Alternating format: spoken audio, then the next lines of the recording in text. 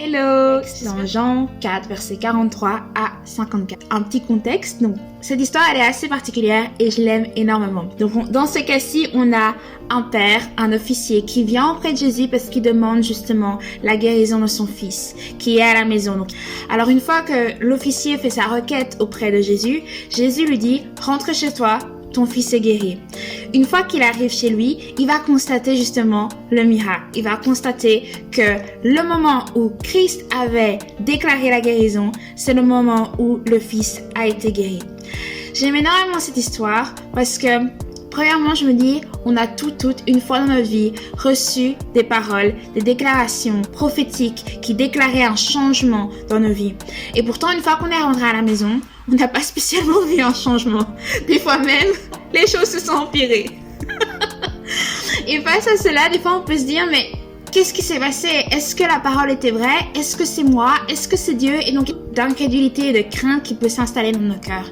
Et ce que je veux vous partager aujourd'hui, c'est que peut-être que le miracle n'est pas spécialement dans le changement de la situation, et le miracle commence dans nos vies. Et dans ce cas-ci, dans la vie du père, dans la vie de l'officier. Pourquoi? Parce que alors qu'il a dû rentrer chez lui, chaque pas qu'il a dû faire en chemin était un pas de foi. Parce que si on s'imagine un peu la situation et qu'on se met en contexte, imaginons un peu son état d'esprit. C'est-à-dire qu'il a dû marcher, il a dû rentrer chez lui. Et à l'époque, les distances étaient extrêmement longues. Et donc, sûrement qu'il était peut-être à pied. Et donc, chaque pas qu'il a dû faire, il a dû le faire dans la foi. De se dire que mon fils est guéri. Mon fils est guéri. Mon fils est guéri.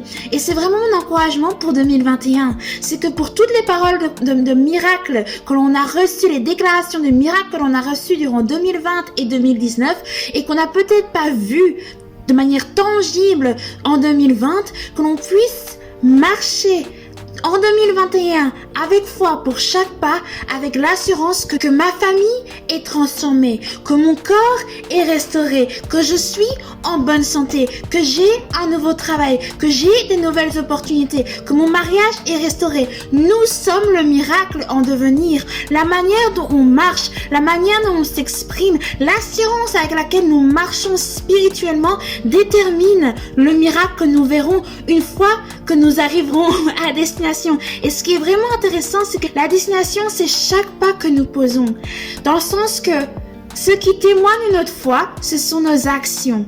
Et donc, si on a l'assurance, par exemple, que notre famille est restaurée, quels sont les pas que nous pouvons poser dans la foi qui témoignent de cette foi en notre restauration familiale? C'est là que l'on peut voir qu'une personne a reçu la parole. Toutes ces actions, tous les actes de cette personne sont en harmonie avec la parole qui a été déclarée. Et c'est vraiment le message et l'encouragement que je vous passe aujourd'hui, c'est que pour 2021, paroles que nous déclarons, les gestes que nous faisons, tout ce que nous faisons, tous nos actes sont vraiment des témoignages de notre foi. Parce que c'est alors que l'on marche avec foi que nous verrons nos miracles se réaliser. Donc voilà, c'est mon encouragement pour aujourd'hui.